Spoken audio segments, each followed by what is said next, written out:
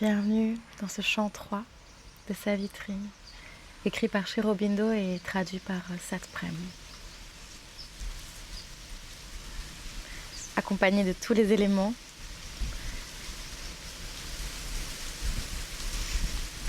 dans un endroit où il n'y a jamais de vent normalement, accompagné de tous les esprits, vous lire Savitri sur cette terre, à Arunachala en Inde, pour vous faire goûter cette essence. Un être par sa prière, pour le malheur de la terre, avait fait descendre ici la mère divine, Savitri, fille du soleil, la créatrice. Le roi, Ashwapati, le maître des énergies, père de Savitri, incarne le pionnier de l'espèce. D'âge en âge, il a poussé l'exploration de la conscience humaine et de ses pouvoirs inconnus. Et en notre âge, c'est l'exploration même, prodigieuse, pas à pas, de Sri Aurobindo.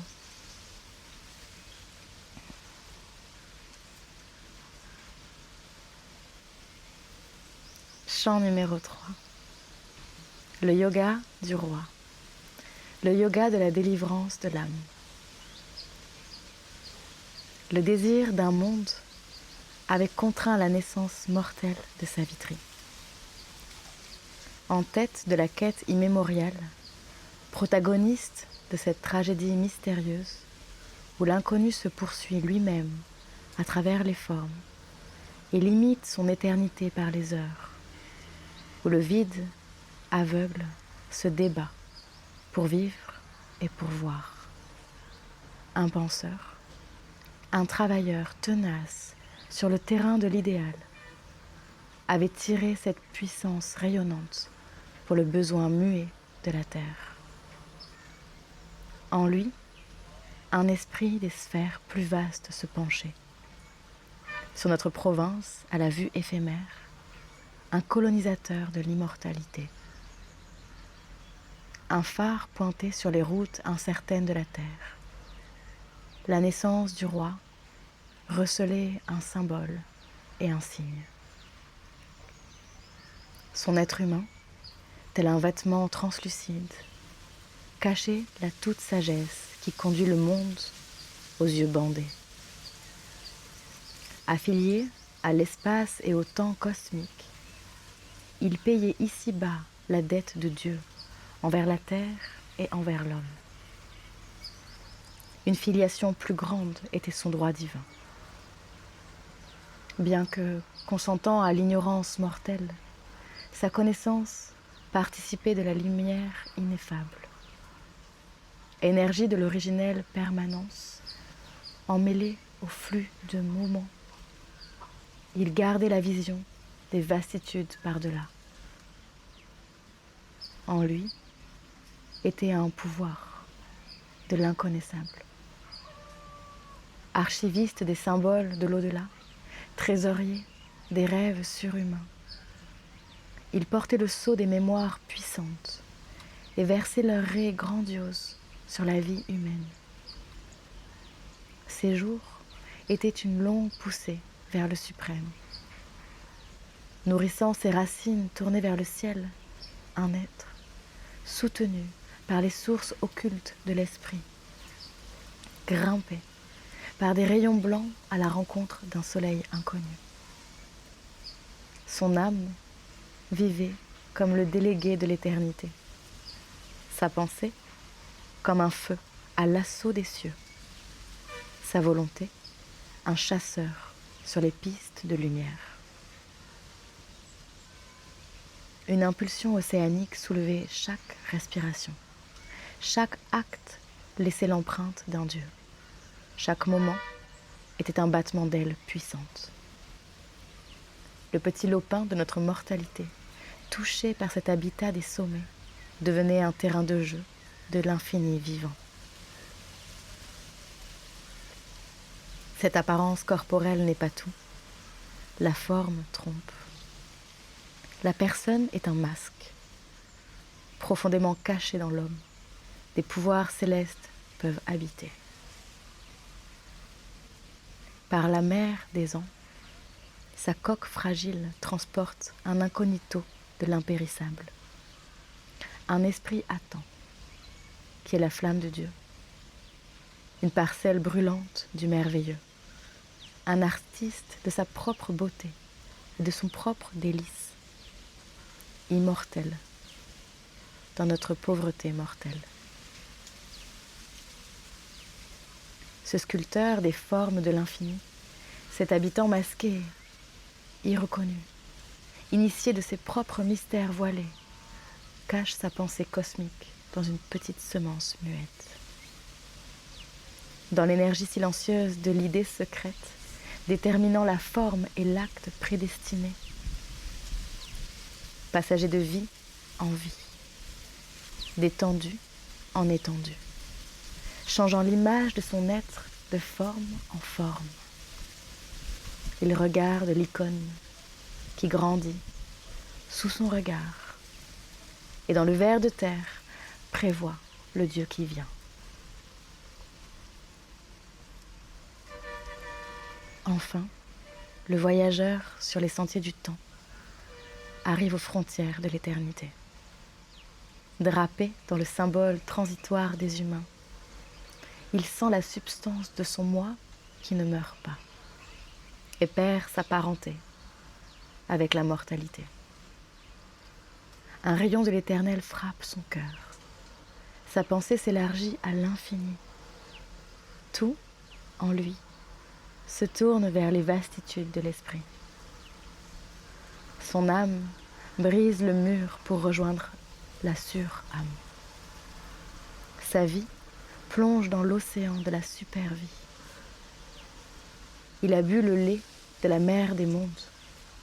Une surnature, sans nu, emplit ses membres.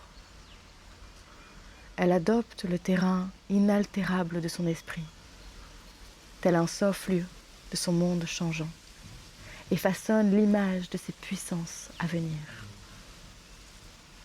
Immortellement, elle se conçoit elle-même en lui.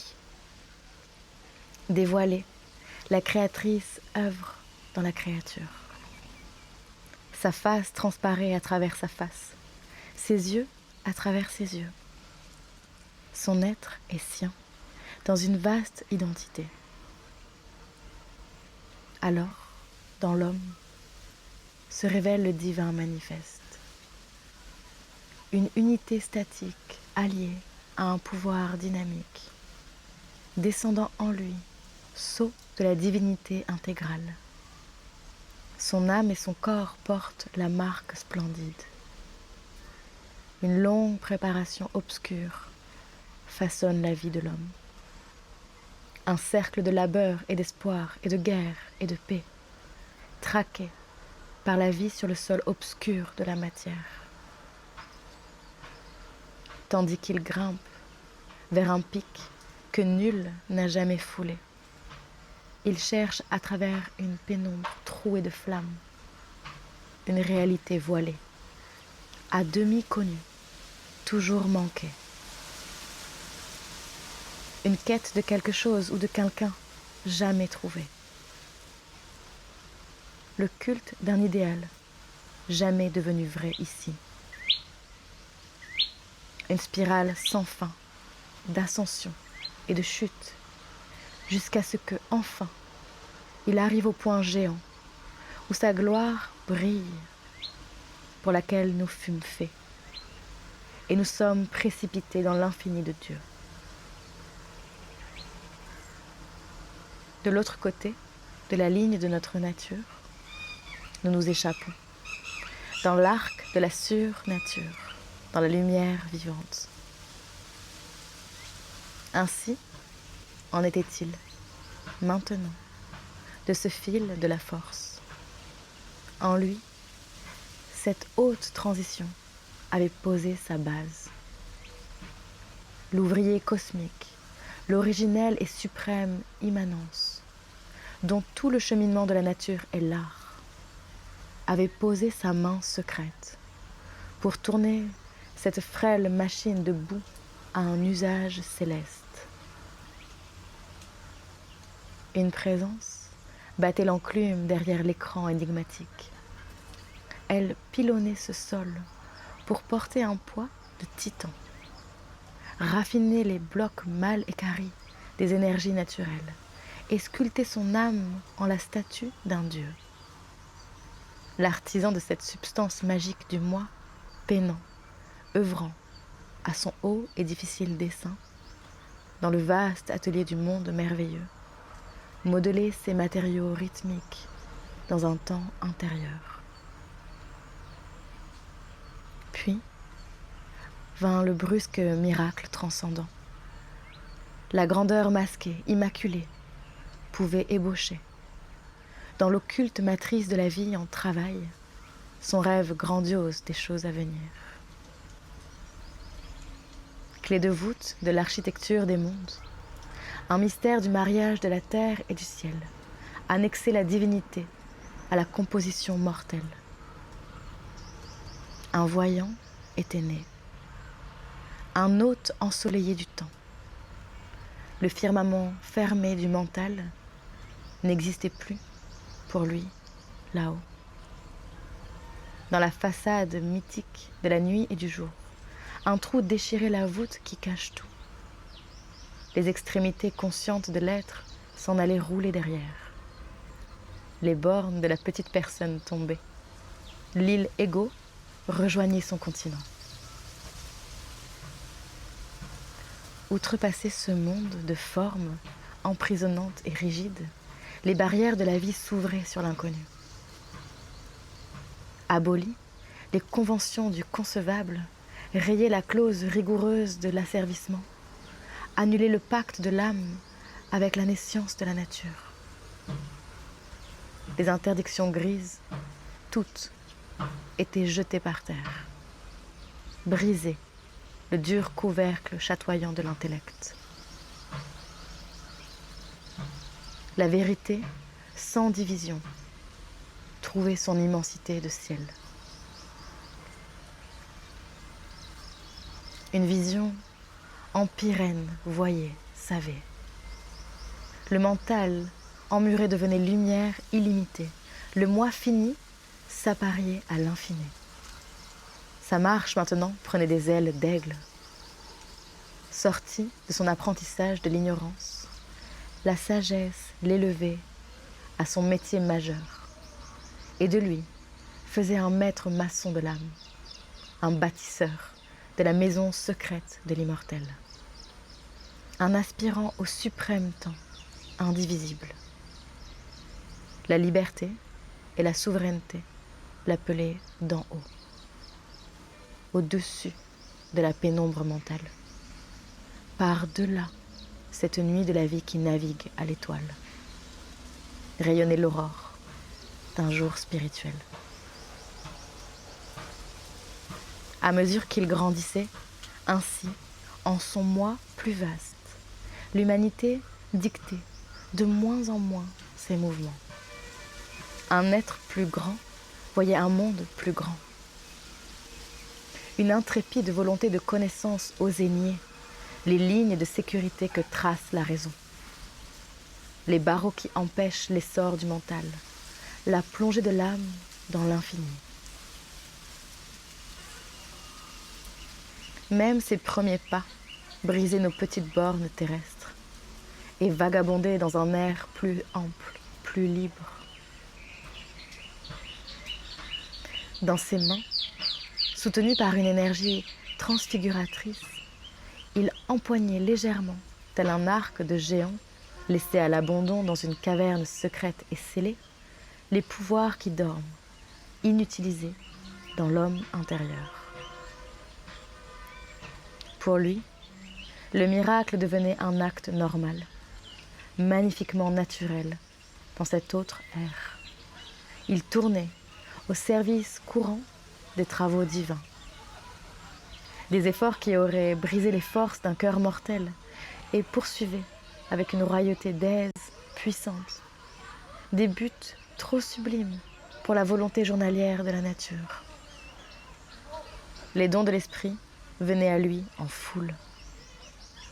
Il faisait la trame de sa vie et son privilège. Une perception pure apportait sa joie transparente. Sa vision intime n'attendait pas la pensée. Elle enveloppait toute la nature d'un seul coup d'œil. Elle regardait dans l'être même des choses. N'étant plus dupe des formes, il voyait l'âme. Dans les êtres, il savait ce qui guettait, inconnu d'eux-mêmes. Il saisissait l'idée dans la pensée, le souhait dans le cœur. Dans le secret des replis gris, il décelait les motifs que les hommes cachent à leurs propres yeux. Il sentait la vie battante dans les autres hommes, l'envahir de leur bonheur ou de leur chagrin. Leur amour, leur colère, leurs espoirs jamais dits, entraient comme des courants ou des vagues déferlantes dans l'océan immobile de son calme. Il entendait le son inspiré de ses propres pensées, résonner sous la voûte des autres esprits. Le torrent des pensées du monde roulait en lui. Son moi intérieur était intime des autres moi. Il portait le poids de la parenté, le lien commun. Et pourtant, restait intouché, roi de lui-même, seul. Une harmonie magique avivait et accordait les vieilles cordes terrestres aux symphonies éthérées.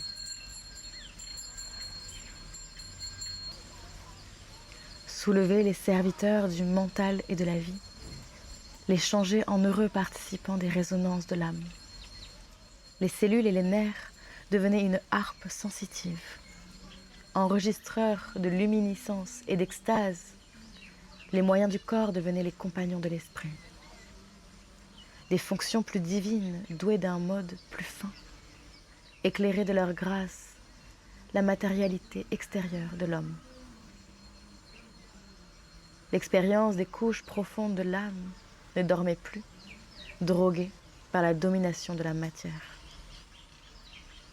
Dans cette muraille de mort qui nous sépare d'un moi plus vaste, dans le secret d'un apparent sommeil, dans les étendues mystérieuses, par-delà nos pensées de veille, une porte s'ouvrait, bloquée par les forces de la matière, délivrant des choses non saisies par l'essence terrestre.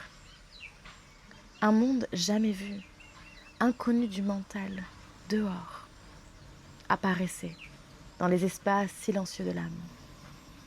Assis dans les chambres secrètes, il regardait les lumineux pays à naître, où toutes les choses rêvées par le mental sont vues et vraies, et tout ce que la vie espère s'approche.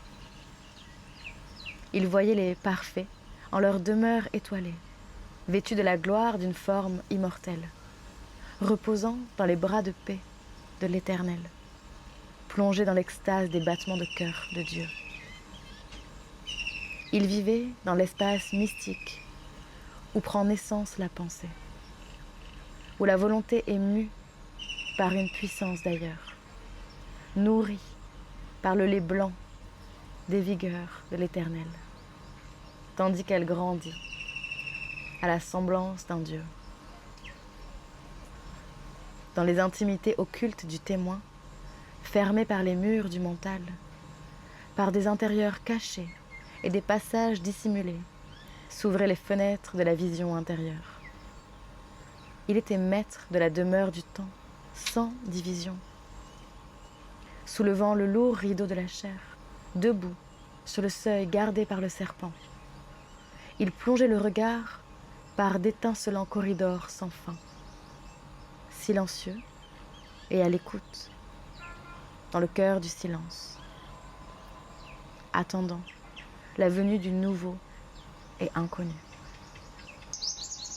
Il regardait sans ciller les immobilités vides, écoutant le son de l'idée jamais rêvée par les grandes routes lointaines de l'au-delà. Il entendait la voix secrète le mot qui sait et vit la face secrète qui est la nôtre. Les mondes intérieurs découvraient leurs portes de cristal, d'étranges puissances, d'étranges influences touchaient sa vie. Une vision révélait des royaumes plus hauts que le nôtre, une conscience d'étendue et de cieux plus brillants, des êtres moins circonscrits que les humains à la vie brève, des corps plus subtils que ces ossatures passagères, des objets trop fins pour notre poigne matérielle, des actes vibrants d'une lumière surhumaine et des mouvements mus par une force supraconsciente et des joies qui jamais n'ont coulé par les membres mortels et des paysages plus beaux que ceux de la terre et des vies plus heureuses. Une conscience de beauté et de félicité, une connaissance qui devenait ce qu'elle percevait, remplaçait les sens et les cœurs séparés et prenait toute la nature dans leur embrasse. Le mental se penchait à la rencontre des mondes cachés. L'air se dorait, fourmillait de formes et de teintes merveilleuses. Dans les narines frémissaient des parfums célestes. Sur la langue, le miel du paradis restait longtemps. L'ouïe était un ruissellement de résonance enchantée, une antenne de l'harmonie des univers, une rivière de sons occultes que la terre ne peut entendre. Par les champs couverts du sommeil profond, venait la voix d'une vérité submergée, inconnue, qui coule et flue sous les surfaces cosmiques, entendue seulement dans un silence omniscient, captée par le cœur intuitif et le sens subtil. Elle portait le fardeau des secrets scellés et muets, disait le besoin inaccompli de la terre et le chant des promesses d'un ciel jamais réalisé. Et tout ce qui reste caché dans un sommeil omnipotent. Dans ce drame sans trêve porté par le temps, sur ce long flot qui a coulé et emporté l'insoluble doute du monde dans son pèlerinage sans but. Un rire de plaisir jamais endormi déroulait son ressac et ses écumes. Et les murmures d'un désir qui ne peut mourir. Un cri monté du monde et de son ravissement d'être, sa grandeur et la noblesse de sa volonté de vivre. Un rappel de l'aventure de l'âme à travers l'espace. Ce voyageur des siècles énigmatique et la peine et le labeur de l'être dans l'univers de la matière. Sa recherche du sens mystique de sa naissance et la joie d'une haute réponse de l'esprit. Ses tressaillements satisfaits et consentants de toute la douceur des dons de la vie. Son vaste souffle et ses pulsions et ses frictions d'espoir et de peur. Son goût de l'angoisse et des larmes de l'ivresse. Son ravissement dans le battement poignant d'une allégresse soudaine. Et le sanglot de sa passion et de sa peine qui ne finit pas. Le sourd murmure et le bruissement des sons inentendus qui assiègent et pressent nos cœurs sans trouver une seule fenêtre, se gonfler, monter en cantique de toute la souffrance à venir, encore inconnue, et de tous les labeurs à naître, en vain, et de toute la douceur que nul ne goûtera jamais, et de la toute beauté qui nulle part ne sera. Inaudibles pour nos sourdes oreilles mortelles, les immenses rythmes cosmiques diapasonnaient leurs prodigieuses psalmodies, que la vie tente de capter ici, dans nos battements lyriques, fondant nos limites dans l'illimitable, accordant le fini à l'infinitude. Un bas grondement montait des caves subconscientes, le balbutiement de l'ignorance primordiale. Alors, s'abattit, comme une réponse à ses doutes inarticulés. Tel un garfo au col d'éclair et aux ailes de tonnerre, un hymne radieux à l'inexprimable, le péant de la lumière supraconsciente. Là, tout était révélé, ce que personne ici ne peut exprimer. Les visions et les rêves étaient des fables racontées par la vérité, des symboles plus véridiques que les faits, ou des vérités marquées d'un sceau surnaturel. Des yeux immortels s'approchaient, regardaient dans les siens. Des êtres de nombreux royaumes venaient proches et parlaient. Les toujours vivants, que nous appelons morts, pouvaient quitter leur gloire par-delà la mort et la naissance, pour dire la sagesse qui dépasse tous les mots. Les rois du mal et les rois du bien, plaideurs à la cour de la raison, proclamaient l'évangile de leurs contraires. Et tous se croyaient les porte-paroles de Dieu. Les dieux de lumière et les titans noirs se disputaient son âme comme un trophée de prix. À chaque cœur arraché au frémissement du temps, s'élevait un chant de découverte nouvelle, le coup d'archet vibrant d'une expérience toute jeune. Chaque jour était une odyssée spirituelle, comme s'il naissait dans un monde vierge. L'aventure bondissait comme un ami inattendu, et le danger avait la saveur fraîche d'une joie aiguë. Chaque incident était une expérience profonde. Il y avait de hauts combats, des colloques épiques, et les conseils venaient en langue céleste. Il y avait des plaidoyers doucereux, soufflés par des lèvres occultes, pour aider le cœur à céder aux appels enivrants. Et de suaves tentations s'insinuaient des royaumes de beauté, et des extases soudaines d'un monde de béatitude. C'était un règne d'émerveillement et de délices. Sa clairaudience lumineuse pouvait tout recevoir maintenant. Le contact vibrait de puissantes choses inconnues, éveillé à de nouvelles proximités par-delà notre terre. Son clavier répondait à des infinités subtiles. Avec un cri argentin, des portes s'ouvraient et les éclairs de la vision volaient dans l'invisible. Sa conscience, sa vision ne cessaient de grandir. Elle prenait une envergure plus ample, un vol plus haut. Il traversait la frontière connue du règne de la matière, traversait la zone où la pensée remplace la vie. Soudain, hors de ce monde de signes, il surgit dans un moi silencieux où le monde n'était pas. Il regardait par-delà, dans une vastitude sans nom. Ces symboles et ces visages perdaient leur droit de vivre. Toutes les représentations que nos sens peuvent connaître tombaient. Là, le cœur ne battait plus lorsqu'on touchait le corps.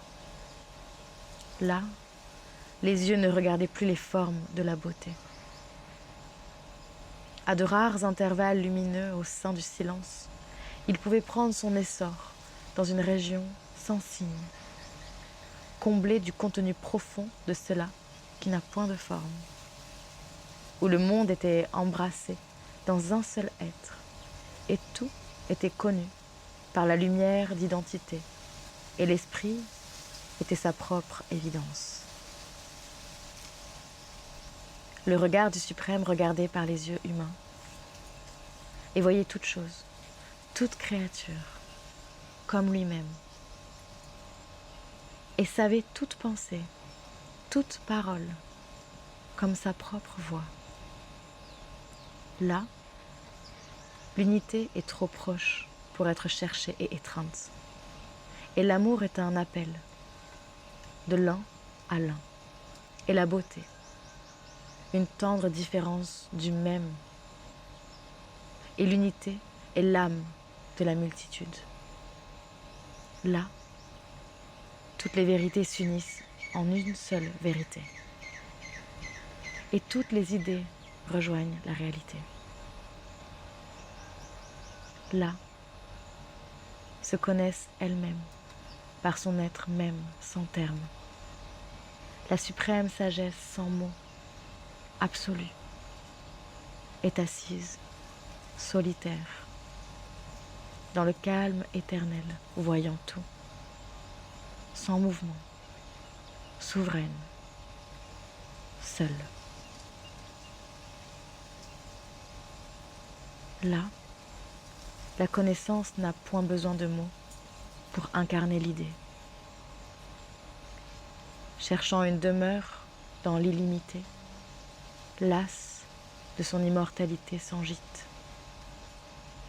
L'idée ne demande point refuge dans la prison brillante, taillée par la pensée, où l'unique lucarne aux horizons tranchés voit seulement un petit arc du vaste ciel de Dieu.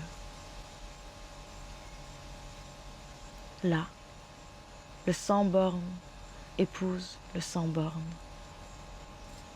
Lorsqu'on est là, on peut être plus large que le monde. Lorsqu'on est là, on est sa propre infinitude. Chant 3, partie 1.